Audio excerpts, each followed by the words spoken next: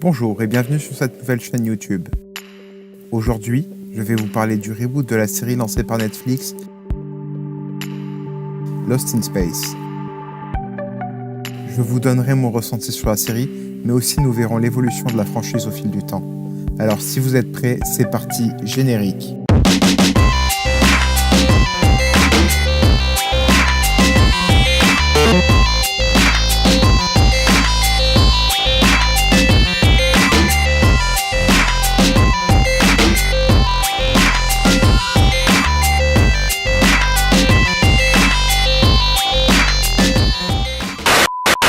Salut à toi qui regarde cette vidéo. Si tu ne veux rien savoir de l'histoire de Perdu dans l'espace, pars vite de cette vidéo. Merci.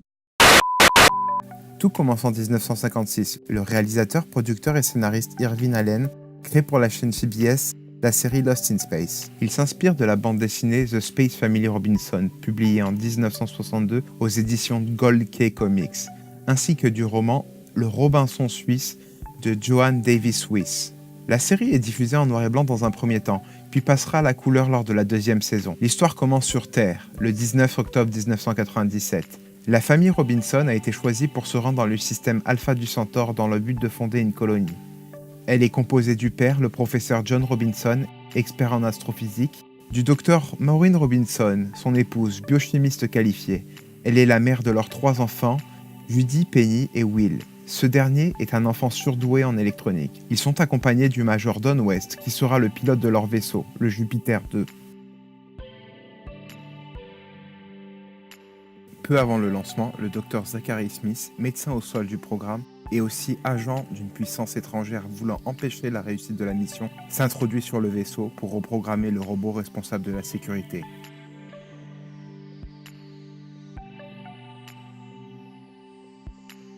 Les ordres sont de détruire après le lancement les équipements du Jupiter 2. Mais par malchance, Smith ne réussit pas à sortir du vaisseau avant le lancement. Le surpoids que représente Smith dérive la trajectoire du vaisseau et l'envoie en direction d'une pluie de météorites. Résigné, il réveille la famille Robinson qui arrive à reprendre le contrôle sur le vaisseau.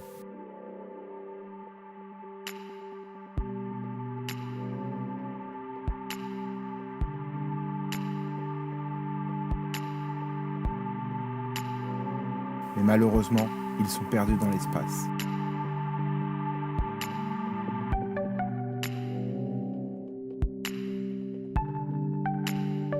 La série est portée par des acteurs remarquables, comme Guy Williams, qui avait incarné Zorro dans la série de Disney.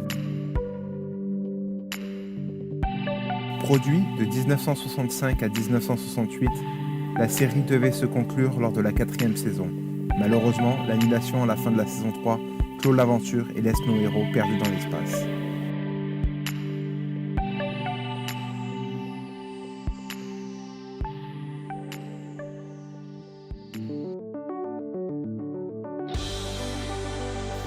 « 1998. New Line Cinema décide d'adapter la série de 1965.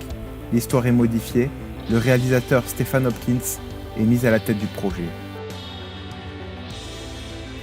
William Hurt est choisi pour incarner le professeur John Robinson.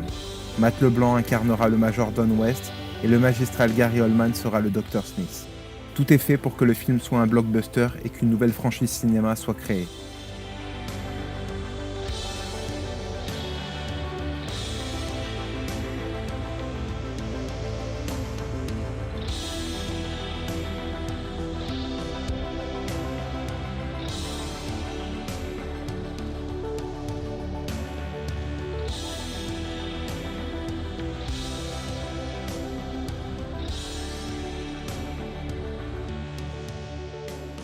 On peut aussi retrouver au casting Mimi Rogers, Heather Graham, Lacey Chamber, Jared Harris et Jack Johnson, ainsi que 4 acteurs de la série originale qui feront des caméos dans le film.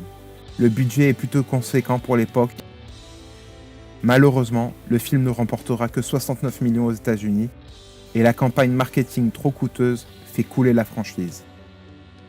Le public n'est pas séduit par cette nouvelle mouture des aventures de la famille Robinson. Ce film n'obtiendra que 27% sur Rotten Tomatoes. Le film sera même nommé aux Razzie Awards de 1999 dans la catégorie Pire adaptation de série.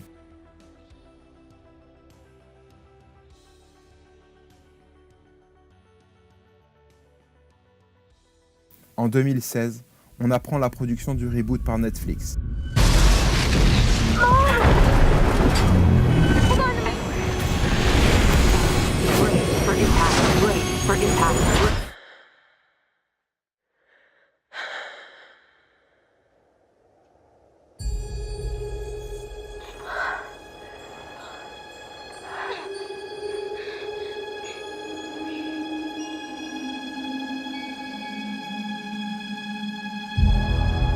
We're lost. No kidding. This is Will Robinson of the 24th Colonist Group. I'm the first human to discover evidence of an alien intelligence.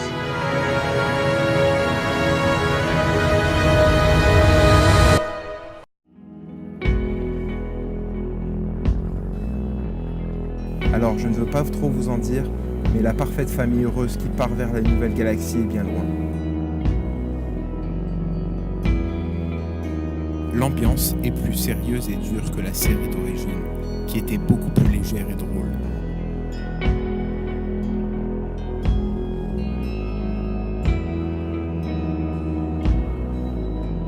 La série commence alors que nous retrouvons la famille Robinson en scaphandre en train de faire une partie de cartes. Mais on sent que l'heure est grave. Puis nous découvrons que le vaisseau dans lequel ils se trouvent est en train de se cracher sur une planète. Voilà, je ne dévoilerai pas plus de choses sur cette série, car elle vaut vraiment le détour. Les acteurs sont super, les décors sont magnifiques et l'ambiance est oppressante. Regardez cette série, c'est de la pure SF à la sauce survie. J'ai hâte de la saison 2. Merci d'avoir regardé cette vidéo.